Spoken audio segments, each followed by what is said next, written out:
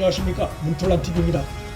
평소 부동산 투자를 비난하던 노무현재단 이사장인 유시민이 20억 원대 서울 서초구 방배동의 고급 빌라에 거주하고 있는 것으로 확인돼 파문이 일고 있습니다.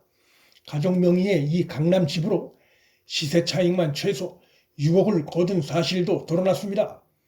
부동산 거래로 부자 될 수 없는 세상이 소원이라던 그를 향한 내로남불 비판이 커질 수밖에 없을 전망입니다.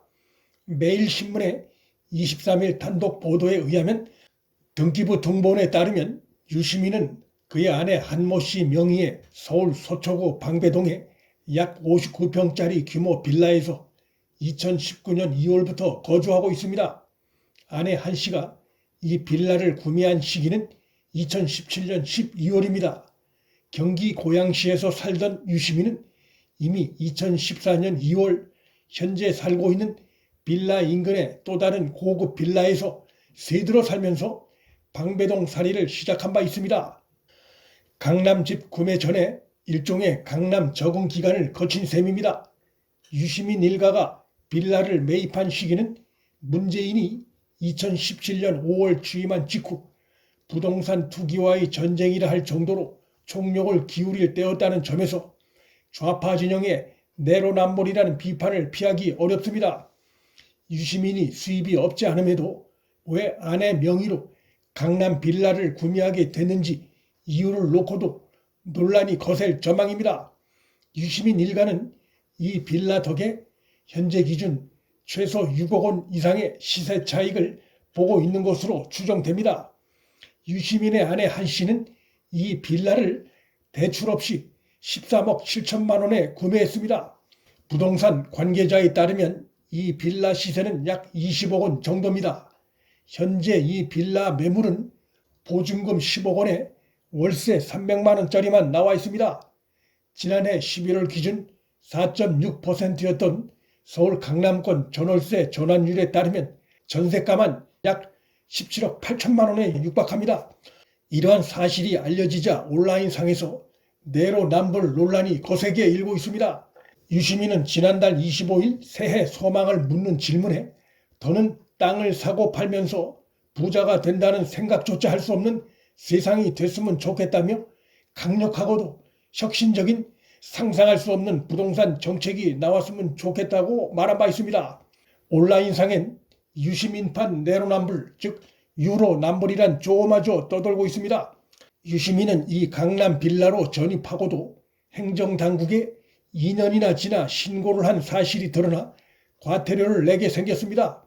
그는 2019년 2월 이 빌라로 전입했지만 이번 달 15일이 돼서야 법원에 거주지 이전을 신고해 등기 해태가 발생했습니다. 이 늦은 거주지 이전 신고조차도 2017년 12월 빌라 구입 시기와 꽤 차이가 납니다. 등기 해태란 법인 이사장의 변경사항 비신고를 뜻합니다. 법인 이사장은 거주지 이전 등의 신상 변화가 있으면 반드시 관할 법원에 변경사항을 신고해야 하고 이를 어기면 1개월당 10만 원 정도의 과태료가 부과됩니다. 과연 전입신고 의무를 몰라서 신고가 늦은 것인지 아니면 강남 부동산 구매에 따른 주변의 따가운 시선을 의식한 때문인지 여부도 곧 드러날 것입니다. 유시민이 최근 검찰을 향해 사과문을 올린 것 관련해서도 논란이 지속되고 있습니다.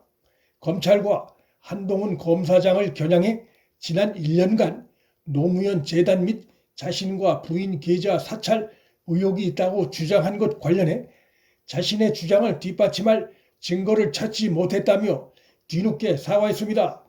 그의 사과가 최초로 검찰에 대해 의혹 제기를 한 지 1년하고도 한 달가량 지난 시점이었다는 점에서 자신의 거짓 주장에 대한 시인과 사과를 미룰 수 있는 한 최대한 미루다 사과한 것이라 볼 수 있습니다. 금융실명제법상 수사기관이 수사 목적으로 계좌를 조회하면 최장 1년 이내에 당사자에게 조회 사실을 통보해야 합니다. 더 이상 사과를 미루다간 현재 자신에게 제기되어 있는 명예훼손 소송으로 인한 형사처벌에서 벗어나기 더욱 어려워지는 상황이었습니다. 그는 입장문을 내 사과하면서 자신이 직접 실명까지 거론하며 의혹을 제기했던 한동훈 검사장에 대해선 따로 사과하지 않고 검찰에 대한 사과로 퉁치는 행태를 보였습니다. 사과를 하면서도 흔쾌하지 못한 태도입니다. 유시민의 허위 주장으로 인한 최대 피해자라 할 수 있는 한동훈 검사장은 유시민의 사과문 발표 당일 밝힌 입장문에서 유시민은 그간 몰라서 거짓말을 한 게 아니라 의미한 것이라며 질타했습니다. 그러면서 늦게라도 사과를 한 것은 다행이지만 나는 이미 큰 피해를 당했다. 부득이 이미 발생한 피해에 대하여 필요한 조치를 검토할 것이라고 법적 대응 방침을 밝혔습니다. 유시민이 1년이나 지나 검찰에 대해 사과하면서 한동훈 검사장 이름을 따로 넣지 않은 것은 자신에게 제기된 소송의 구체적 내용이 한동훈 검사장에 대한 허위사실 유포로 인한 명예훼손 소송이란 점을 의식한 때문으로 보입니다. 즉 자신의 발언 내용이 한동훈 검사장이 계좌 사찰을 지시했다거나 한 검사장이 계좌를 받다고 직접 언급한 것은 아니라는 점을 내세우려는 의도로 보입니다. 하지만 그가 방송에서 행한 한동훈 검사장이 이끄는 대검 반부패부가 자신과 가족의 계좌를 들여다봤다는 의혹 제기는 누가 봐도 한동훈을 겨냥한 것이었고 그의 발언을 많은 언론들이 인용한 바 있어 한 검사장에게 직접 피해가 갈 수 있는 무책임한 의혹 제기라 할 것입니다. 유시민은 당시 허위 주장할 수밖에 없었던 근거를 대지 못하면 금융실명조법상 통보 최대 유예기간 1년을 비록 조금 지나 사과했지만 단정적인 표현과 그로 인한 사회적 파장을 감안하면 명예훼손 혐의를 피하기 어렵습니다.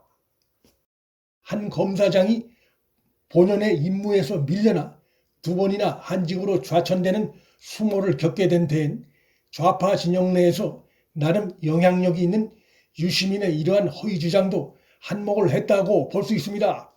유시민이 그간 조국 정경심 사태 관련해 여러 차례 거짓 발언을 해온 것이 재판 결과로도 드러났음에도 자신의 잘못을 인정하지 않으면서 유독 계좌 사찰 주장권에 대해선 사과를 한 것은 그만큼 이번 거짓 주장으로 그가 법적으로 빠져나가기 어려운 고노에 몰려 있다는 것을 보여줍니다.